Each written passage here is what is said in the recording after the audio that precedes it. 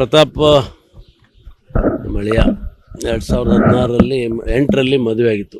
ಕತ್ಲಗಿರಿ ಅವರು ನಮ್ಮ ಮೊದಲನೇ ಮಗಳು ಸೌಮ್ಯ ಕೊಟ್ಟು ಮದುವೆ ಮಾಡಿ ಅಲ್ಲಿ ನಮ್ಮ ಜೊತೆಗೆ ಇದ್ದರು. ಅವರೇ ಎಲ್ಲ ನಮ್ಮ ಹೊಲ ಮನೆ ನೋಡ್ಕೊಳೋದು ಮಂತೆಲ್ಲ ಅವರು ನೋಡ್ತಾಯಿದ್ರು. ಇವತ್ತು ಬೆಳಗ್ಗೆ ಊರಿಗೆ ಹೋಗಿ ಬರ್ತೀನಿ ಅಂತ ಹೇಳಿದ್ರು. ಆಯ್ತಪ್ಪ ಹೋಗಿ ಬನ್ನಿ ಅಂತ ಅಂದೆ. ಆಮೇಲೆ ಅಬೌಟ್ 1:45 ಒಂದು ಮೆಸೇಜು 1:47 ನೋಡಿದಾಗ ಅವರ ಬ್ರದರ್ ಪ್ರಭುದೇವ್ ಫೋನ್ ಮಾಡಿದರು. ಪ್ರತಾಪ್ ಏನೋ ಸಿಕ್ತು, ನಿಮಗೆ ಎಲ್ಲಿದ್ದಾರೆ ಏನು ಅಂತ ಕೇಳಿದ್ರು. ಗೊತ್ತಿಲ್ಲಪ್ಪ, ಊರಿಗೆ ಹೋಗ್ತೀನಿ ಅಂತ ಹೇಳಿದರು ಅಂತ ಹೇಳಿದೆ. ನೋಡಿ ಈಗೇನೋ ಗುಳಿಗೆ ತೊಗೊಂಡಿದ್ದಾನೆ ಅಂತ ಸುದ್ದಿ ಇದೆ, ಸ್ವಿಚ್ ಆಫ್ ಮಾಡಿದ್ದಾನೆ, ನೀವು ಸ್ವಲ್ಪ ಇದನ್ನೆಲ್ಲ ಟ್ರ್ಯಾಕ್ ಮಾಡಿಸಿ ಅಂತ ಹೇಳಿದ್ರು. ಆಮೇಲೆ ನಾನು ಮಾಡಿದೆ, ರೀಚ್ ಆಗಲಿಲ್ಲ.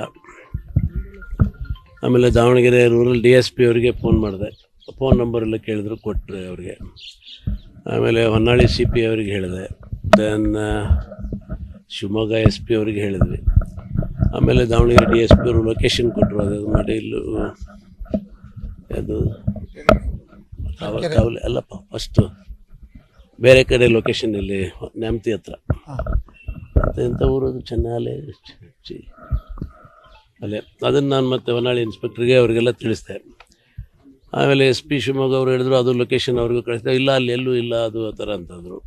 ಆಮೇಲೆ ಫೋನ್ ಅವ್ರು ಸಿಕ್ತು, ಪ್ರತಾಪನ ಫೋನ್ ಸಿಕ್ತು. ಮಾತಾಡೋದು ಮಾಡಿದಾಗ ಆಲ್ಮೋಸ್ಟ್ ಒಂಥರ ಫುಲ್ ಇದರಲ್ಲಿದ್ದವ್ರಿ, ಡ್ರೌಸಿ. ಆಮೇಲೆ ವಾಮಿಟ್ ಮಾಡ್ಕೊಳೋದೆಲ್ಲ. ಎಲ್ಲಿದೆಯಪ್ಪ ಏನದು? ಹೊನ್ನಾಳಿ ಮಲೆಬೆನ್ನೂರು ರೋಡಲ್ಲಿದ್ದೀನಿ.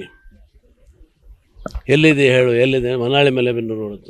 ಸ್ಪಷ್ಟ ಮಾತಾಡ್ತಿರಲಿಲ್ಲ. ಆಮೇಲೆ ಮತ್ತೆ ಎಲ್ಲರಿಗೂ ಹೇಳಿದೆ, ಹೀಗೆ ಹೊನ್ನಾಳಿ ಮಲೆಬೆನ್ನೂರು ರೋಡಲ್ಲಿದ್ದಾರೆ ಅಂತ.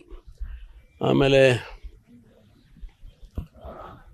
ಗೊತ್ತಾಯಿತು ಅಲ್ಲಿ ಸಿಕ್ಕರು ಅಂತ. ಪ್ರಭು ಕೂಡ ಅವ್ರ ಬ್ರದರ್ ಹುಡುಕಾಕತ್ತಿದ್ರು. ತಗೊಂಬಂದು ಅವರು ಹಾಸ್ಪಿಟ್ಲಿಗೆ ಅಡ್ಮಿಟ್ ಮಾಡೋದಂಥದ್ದು. ಇಮಿಡಿಯೇಟ್ಲಿ ಹೊನ್ನಾಳಿ ಆಸ್ಪತ್ರೆಗೆ ನಾನು ಮಾತಾಡಿದೆ. ಡಾಕ್ಟ್ರಿಗೆ ಮಾತಾಡಿದಾಗ ಅವರು ಇಲ್ಲ, ಈ ಥರ ಈ ಜೋಳಕ್ಕೆ ಏನೋ ಗುಳಿಗೆ ಕೊಡ್ತಾರೆ, ಆ ಥರದ್ದು ಟ್ಯಾಬ್ಲೆಟ್ ತೊಗೊಂಡೆ. ಅಲ್ಮಾನಿ ಏನದು ಗೊತ್ತೆ, I don't have medical time. ಅದು ತೊಗೊಂಡಿದ್ದಾರೆ. ಭಾಳ ಅದು ಇದ್ರದ್ದು ಗಂಭೀರವಾಗಿದ್ದು. ಹೇಳಿದೆ, ನೀವು ಟ್ರೀಟ್ ಮಾಡೋದಾದ್ರೆ ಮಾಡಿ, ಇಲ್ಲ ಆಗಲ್ಲ ಅಂದರೆ ಫಸ್ಟ್ ಏಡ್ ಕೊಟ್ಟು ಶಿಫ್ಟ್ ಮಾಡೋದಾದ್ರೆ ಬೇರೆ ದಾವಣಗೆರೆಗೆ ಮಾಡಿಬಿಡಿ ಅಂದೆ. ಆಯಿತು ಅಂತ ಅವ್ರು ರೆಡಿ ಮಾಡ್ತಾಯಿದ್ರು. ಆಮೇಲೆ ನಾನು ದಾವಣಗೆರೆಗೂ ಹೇಳಿದೆ. ಆಮೇಲೆ ಪ್ರಭು ಏನು ಹೇಳಿದ್ರು, ಇಲ್ಲ ದಾವಣಗೆರೆ ದೂರ ಆಗುತ್ತೆ, ಶಿವಮೊಗ್ಗಕ್ಕೆ ಹೋಗ್ಬಿಡ್ತೀವಿ ಅಂತ. ಸರಿ, ಇಲ್ಲ ಹಾಸ್ಪಿಟ್ಲಿಗೆ. ಸರಿ ಬನ್ನಿ ಹೇಳಿ, ನಾನು ಬರ್ತೀನಿ ಅಂತ ಅಲ್ಲಿಂದ ಬಂದೆ. ಅಷ್ಟೊತ್ತಿಗೆ ಆನ್ ದ ವೇ ಬರ್ತಾಯಿದ್ದೆ ನಾನು. ಬಹುತೇಕ ಶಿವಕಾರಿಪುರ ಥರದ್ದು ಒಂದು 10 ಕಿಲೋಮೀಟ್ರ್ ಬಂದಾಗ ಫೋನ್ ಮಾಡಿದೆ. ಇಲ್ಲ ಬರೋಷ್ಟೊತ್ತಿಗೆ ಹೋಗ್ಬಿಟ್ಟಿದ್ದಾನೆ. ಇಷ್ಟಾಗಿದೆ.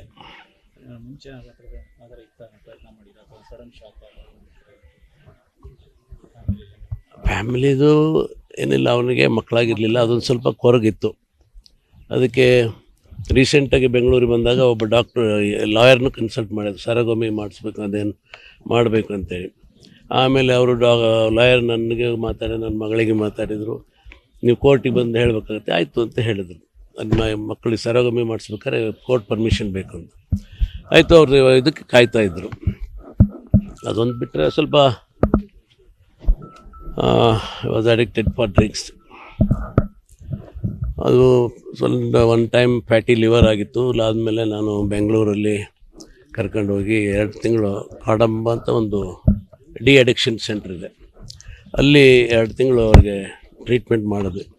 ಅಲ್ಲಿಂದ ಬಂದಮೇಲೆ ಚೆನ್ನಾಗಿದ್ದು ಒಳ್ಳೆಯ ಫಿಸಿಕ್ಕು ಇದಾಯಿತು. ಬಿಡಪ್ಪ ಒಳ್ಳೇದಾಯಿತು ಅಂತ ನಾವು ಇದು ಮಾಡಿದ್ವಿ. ಆಮೇಲೆ ಮತ್ತೇನೋ ಸ್ವಲ್ಪ ಸ್ಟಾರ್ಟ್ ಮಾಡ್ಕೊಂಡಂತ ಗೊತ್ತಾಯಿತು ಅಷ್ಟೇ. ಮಗ ಇದ್ದಂಗೆ ಇದು ಅವನೇ ನಂದೆಲ್ಲ ಸಂಪೂರ್ಣ ಜವಾಬ್ದಾರಿ. ಎಂಟೈರ್ ಲ್ಯಾಂಡ್ ಇರ್ಬೋದು, ಪಾಲಿಟಿಕ್ಸ್ ಇರ್ಬೋದು, ಎಲ್ಲ ಅವರೇ ನೋಡ್ತಾ ಇದ್ರು. If you like this video, ಬೇಗ ಲೈಕ್ ಮಾಡಿ, ಕಾಮೆಂಟ್ ಮಾಡಿ, ಶೇರ್ ಮಾಡಿ ಹಾಗೂ ಯೋಯೋ ಟಿವಿ ಕನ್ನಡವನ್ನು ಸಬ್ಸ್ಕ್ರೈಬ್ ಮಾಡಿ.